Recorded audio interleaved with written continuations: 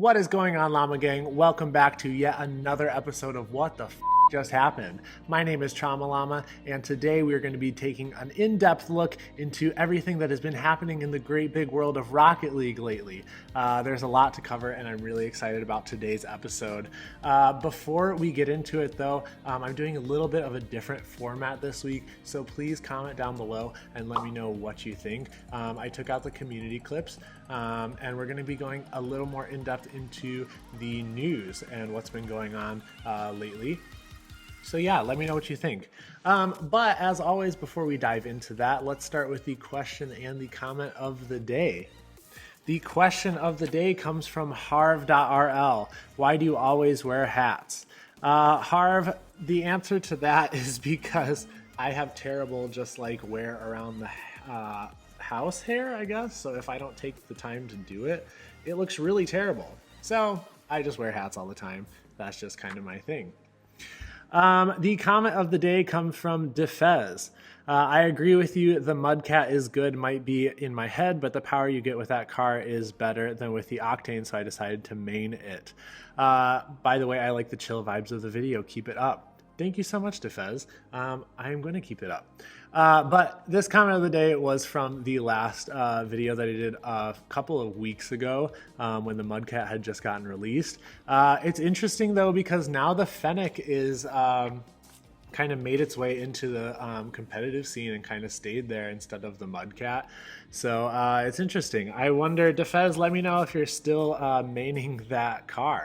I'm interested to see. All right, guys. Without further ado, let's jump into the news. All right, guys, to kick things off, I want to look at Bimbamol's shot. I apologize if I completely butchered your name, but I'm going to put the clips up here.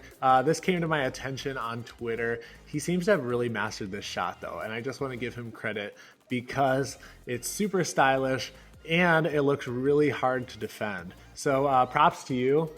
Insane shot, though. Seriously. All right, I also want to look at DLG. Oh my gosh, he's on here again, guys. He did a 10,000 second air dribble. That is insane. Last time he had to stop to record each clip, but this time he did it all the way through on stream.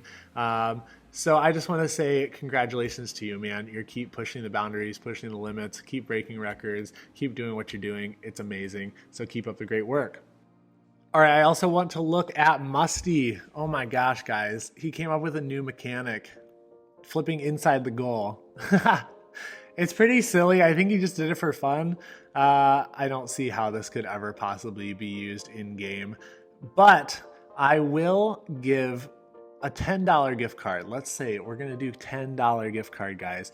If somebody can use this mechanic in-game, I'll give you a $10 gift card. So if you can send me proof of you using this clip or this mechanic actually in an actual game for a good purpose, send it to me.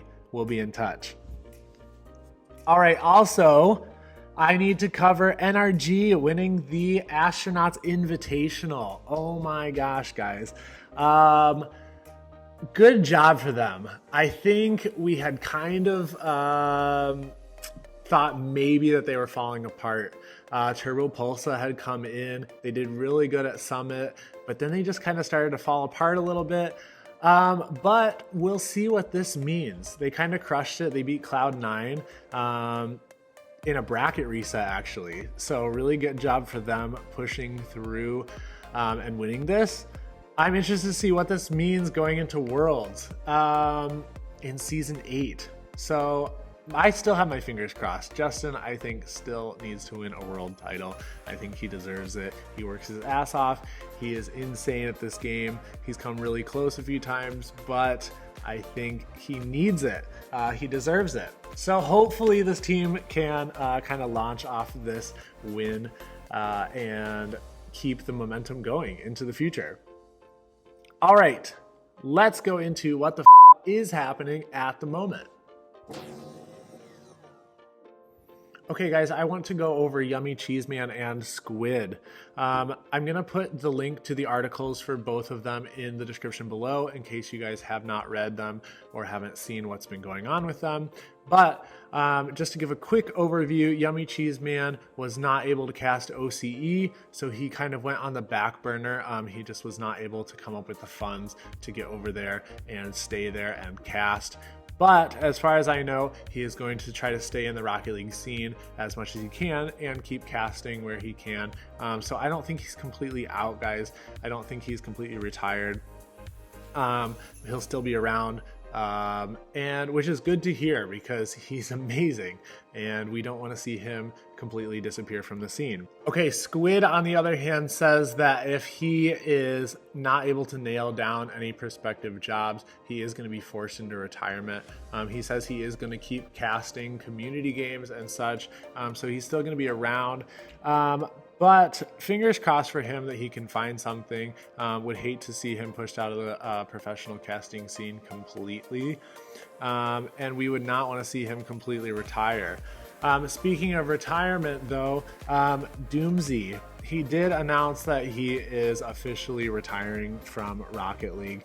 He got put on the bench this season as a sub. So hopefully his team can take him to the big stage for his final season, season 8, even though he's not officially playing on the team, but he is there as a sub. So hopefully in his last season here, he can. He said that Rocket League is now at the bottom of his priority list because when he came into Rocket League, he really was going for playing competitively, and that's why he was here. So now that that dream has kind of fallen off a little bit, he has put Rocket League on the back burner. Love you, Doomsy, though, like completely. So I really hope you don't completely disappear from Rocket League altogether. I hope you stay around a little bit. I mean, you have a freaking move named after you. So I want to go over as well the brackets for this season. Squishy and A Lot both tweeted out very strongly about this. I really like what Squishy said though about it.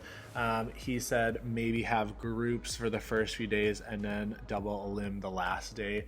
I think he made a good point because there's so many new teams coming in that it's hard for double elimination. I think it would just go on for, you know, days, more time than they have.